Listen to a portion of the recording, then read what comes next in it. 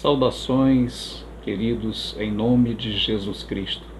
Estimo que a exposição das Escrituras esteja abençoando a sua vida. Se você ainda não é inscrito neste canal, que você possa se inscrever e compartilhar esta mensagem para que tenha um alcance maior e possa até mesmo chegar àqueles que estão necessitados de ouvir esta palavra. Desta forma, as boas novas de Jesus Cristo, elas estão sendo propagadas. Deixe o seu like e isso ajuda a fortalecer este canal. Vamos então à exposição bíblica e aqui nós estaremos dando continuidade ao livro do profeta Samuel, 1 Samuel, e vamos ler o capítulo de número 9, alguns versículos. 9, versículo 1. Havia um homem de Benjamim, cujo nome era Quis, filho de Abiel, filho de Zeror, filho de Becorate, filho de Afias, benjamita, homem de bens. Tinha ele um filho cujo nome era Saul, moço e tão belo, que entre os filhos de Israel não havia outro mais belo do que ele. Desde os ombros para cima sobressaía todo o povo. Extraviaram-se as jumentas de Quis, pai de Saul. Disse Quis a Saul, seu filho: toma agora contigo um dos moços, dispõe-te e vai procurar as jumentas. Então, atravessando a região montanhosa de Efraim e a terra de Salisa, não as acharam. Depois passaram a terra de Saalim, porém elas não estavam ali. Passaram ainda a terra de Benjamim, todavia não as acharam. Vindo eles então à terra de Zuf, Saul disse para o seu moço com quem ele ia: vem e voltemos. Não suceda que meu pai deixe de preocupar-se com as jumentas e se aflija por causa de nós. Porém ele disse: nesta cidade há um homem de Deus, e é muito estimado. Tudo quanto ele diz sucede. Vamo-nos agora lá, mostrar-nos-á porventura o caminho que devemos seguir. O versículo de número 15 diz assim: ora, o Senhor um dia, antes de Saul chegar, o revelara a Samuel, dizendo: amanhã a estas horas te enviarei um homem da terra de Benjamim, o qual ungirás por príncipe sobre o meu povo, Israel. E ele livrará o meu povo das mãos dos filisteus, porque atentei para o meu povo, pois o seu clamor chegou a mim. O capítulo 10, o versículo de número 1 diz assim: tomou Samuel um vaso de azeite e lhe o derramou sobre a cabeça, e o beijou e disse: não te ungiu porventura o Senhor por príncipe sobre a sua herança, o povo de Israel? O versículo 7 do capítulo 10 diz assim, versículo 8 do capítulo 10: tu, porém, descerás adiante de mim, a Gilgal, e eis que eu descerei a ti, para sacrificar holocausto e para apresentar ofertas pacíficas. 7 dias esperarás, até que eu venha ter contigo e te declare o que hás de fazer. Amém. Queridos, quantos de nós já agimos durante esses dias de pandemia de forma insensata? Medo de morrer, noites sem dormir, excesso de cuidados. Não que os cuidados eles não sejam importantes, são importantes sim, mas parece que faltou um pouco mais de confiança em Deus. A confiança em Deus, ela não anula a prudência, é claro, mas ela deve estar em primeiro lugar. Quantas pessoas eu pedi para que não atentassem tanto para os noticiários, uma avalanche de notícias ruins que tem causado forte ansiedade nas pessoas. Ainda tivemos o problema da interferência da comunhão por causa desta quarentena, a comunhão que é tão importante, a comunhão coletiva. Juntos nós nos fortalecemos, juntos nós nos encorajamos, e sozinhos em casa tem sido um grande desafio para muitos. Deus, ele é paciente conosco, mesmo quando nós agimos de maneira insensata. O que nós aprendemos com essa narrativa bíblica? nós aprendemos que Deus provê livramento mesmo quando a fé do seu povo não corresponde às suas expectativas. Isso aqui é muito importante. Esses capítulos, eles são resposta de Deus ao pedido do povo por um rei semelhante aos de outras nações.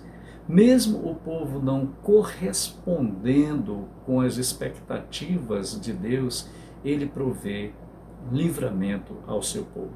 Deus começa agindo no extravio das jumentas de Quis, o pai de Saul. O nome Saul significa pedido, solicitado, requisitado. Mais adiante, Samuel, ele se refere a Saul como aquele que o povo pediu. E o povo reconhece que errou pedindo um rei semelhante ao de outras nações. O próprio nome Saul, ele serve para lembrar que o povo pecou ao rejeitar ao Senhor. Saul foi escolhido conforme os critérios do povo e não de acordo com os critérios divinos. A impressionante aparência física de Saul, ela tem uma razão. O texto descreve Saul como moço e tão belo que entre os filhos de Israel não havia outro mais belo do que ele, desde os ombros para cima, sobressaía a todo o povo. Essa descrição que aparece aqui, ela tem uma razão, ela tem uma finalidade. Como as nações escolhiam seus reis pela aparência. Num tempo em que a proeza física era considerada importante, Saul parecia-se com um rei.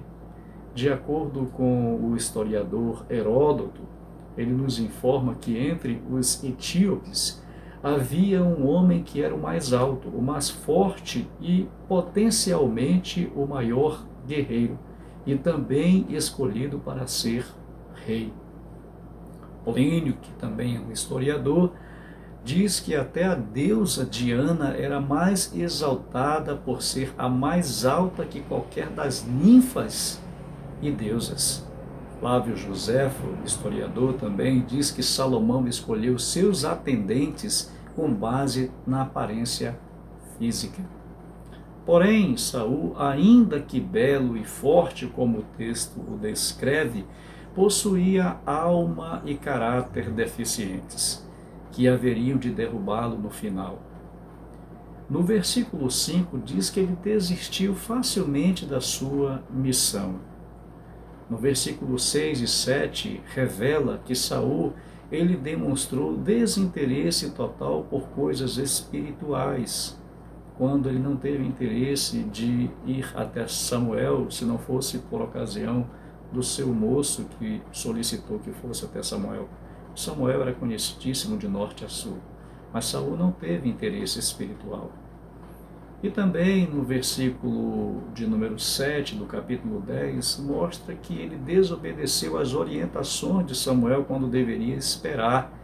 E no capítulo 13 revela que Saul não teve paciência de esperar por Samuel e por isso ele foi deposto do reino. O pedido do povo por um rei, ele foi recebido por Samuel como uma rejeição a Deus.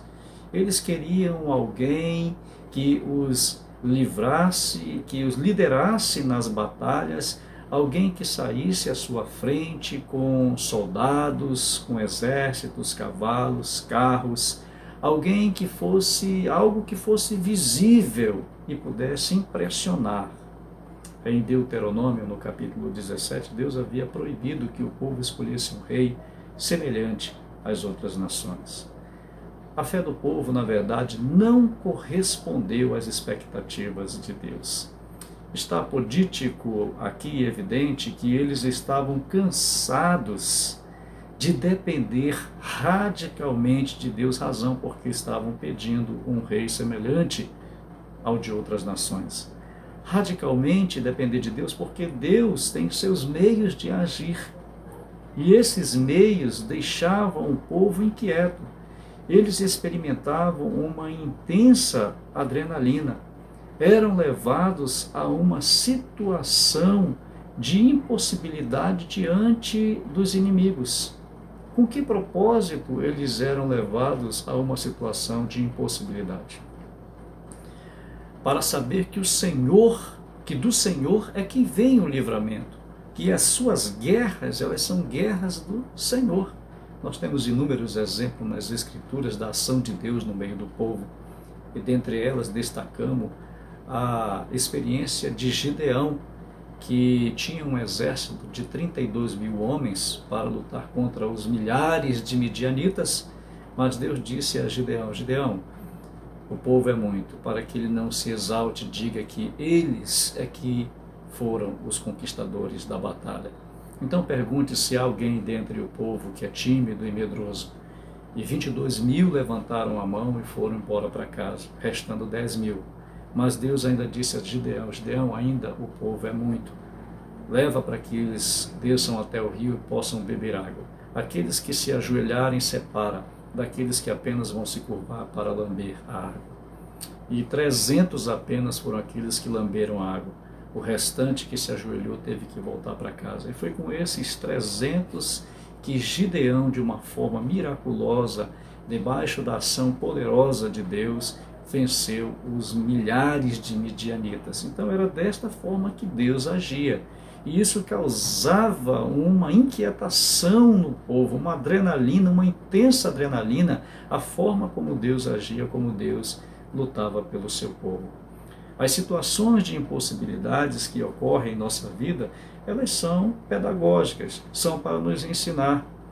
A experiência que nós estamos tendo nesses dias de pandemia, diante de uma doença completamente desconhecida, é pedagógica.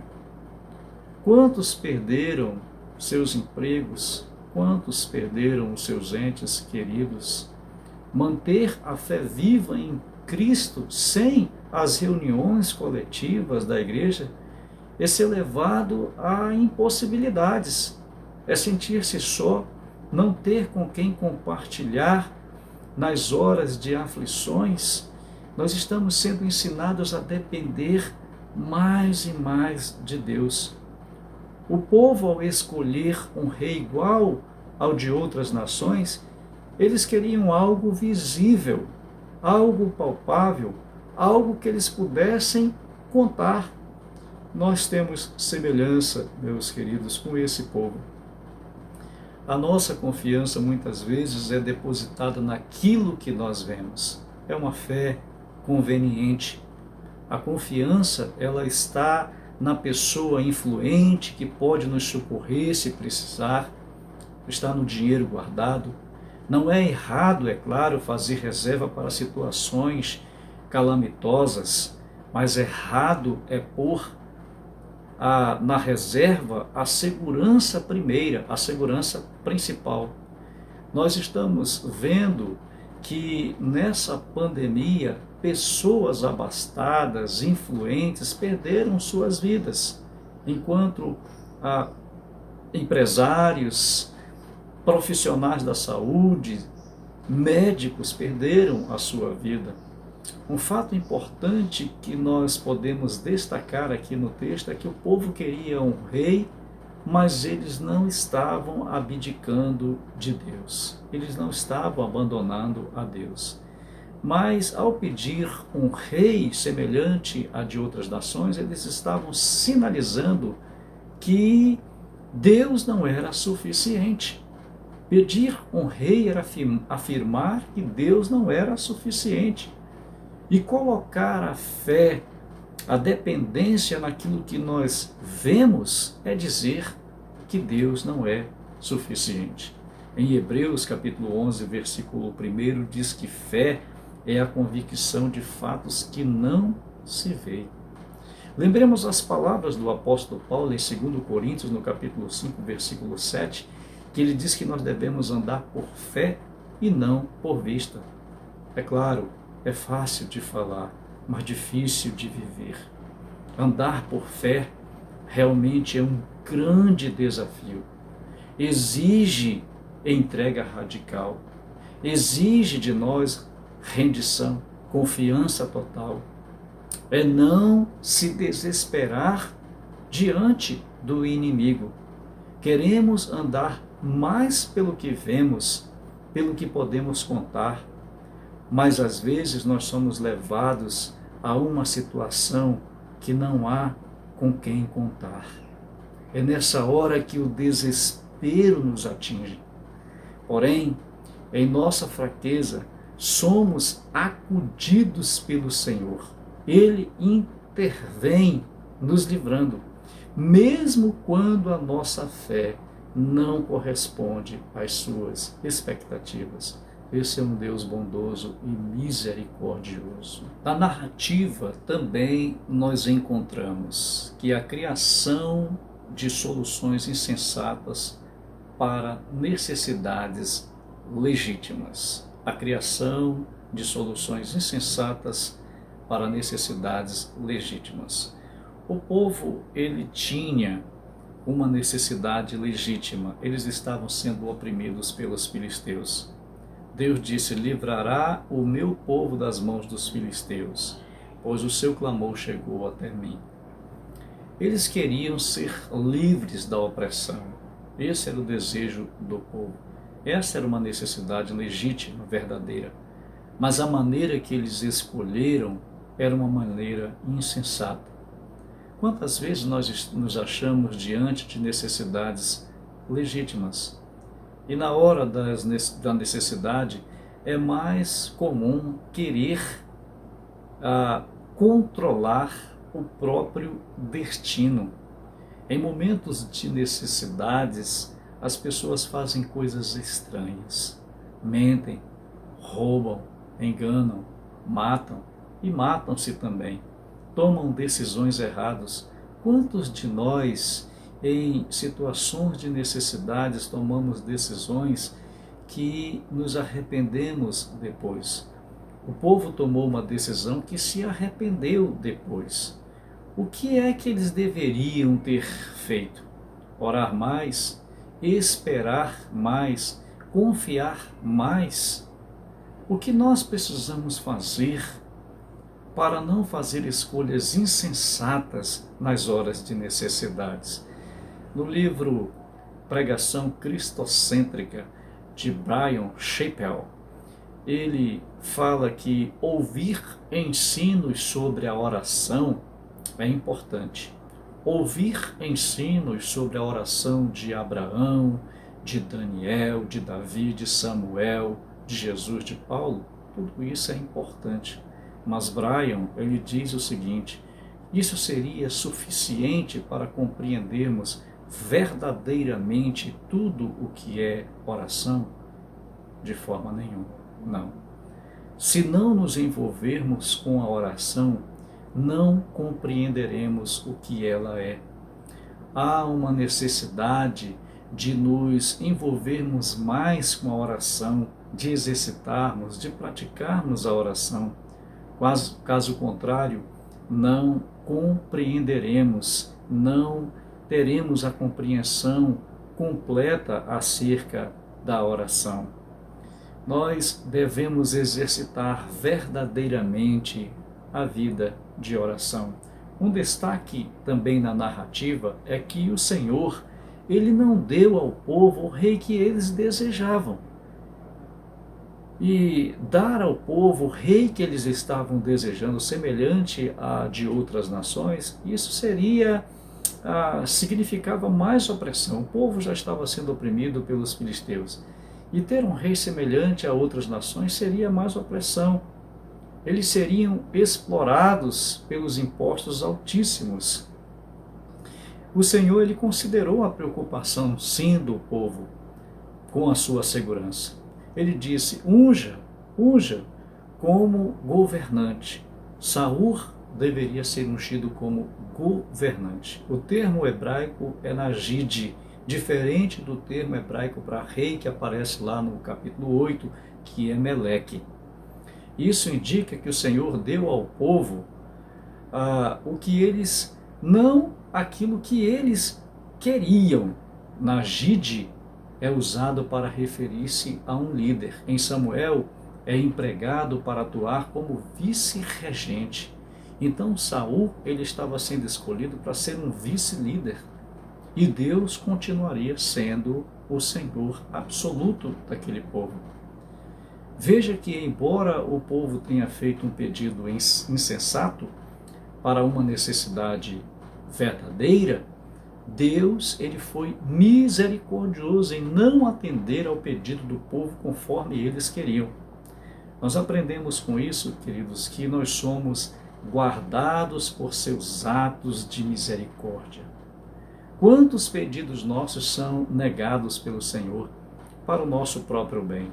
Em Romanos capítulo 8, versículo 28, diz que todas as coisas, elas cooperam, elas trabalham juntos para o bem daqueles que amam a Deus. A palavra cooperar que aparece aqui está no tempo presente.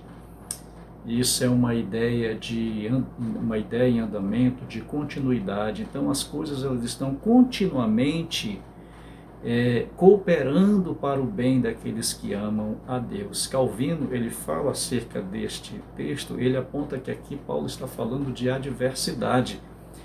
E Calvino diz que tudo quanto sobrevém aos santos é de tal forma controlado por Deus que o resultado final revela que aquilo que o mundo tem como nocivo, prejudicial para os santos, é bênção de Deus. Concluo essa palavra com a seguinte aplicação.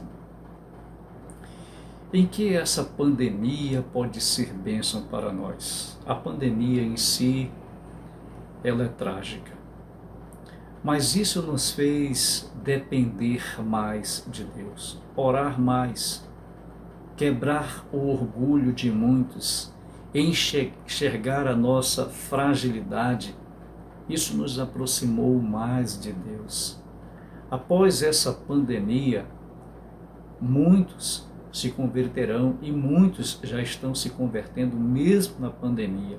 Quem era crente antes da pandemia está sendo provado duramente e certamente se tornará mais crente ainda. Agora, quem era devasso, depois que passar por essa pandemia, vai se tornar mais devasso ainda. Então, para estes, eu deixo a palavra de Isaías, do profeta Isaías, capítulo 55, versículo 7, que diz assim: Deixa o ímpio o seu caminho, e o homem maligno os seus pensamentos. Volte-se ao Senhor, que se compadecerá dele, e para o nosso Deus, porque o nosso Deus é generoso em perdoar. Nessa narrativa de Samuel, capítulo 9 e 10, nós vemos aqui a manifestação da misericórdia de Deus. E aqui espelha também a misericórdia e a graça de Cristo sobre o seu povo, o cuidado de Cristo para conosco. Mesmo errantes, com limitações, dificuldades e necessidades, o Senhor é misericordioso e tem cuidado de nós nesses dias maus. Vamos orar. Bendito seja o teu nome, querido Pai.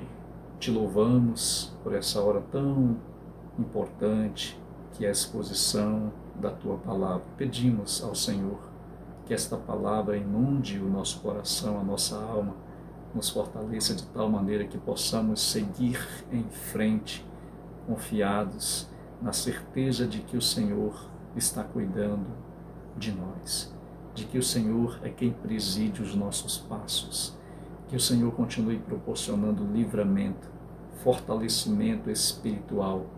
Louvado seja o teu nome, Senhor, porque até aqui o Senhor tem nos ajudado. Que o Senhor continue abençoando esta vida, Pai amado, as suas necessidades, as suas carências, sejam elas físicas, espirituais, que sejam contempladas, emocionais, que sejam contempladas por Ti. Abençoa esta casa, esta vida, esta família. Em nome de Jesus é a nossa oração. Amém. Amém.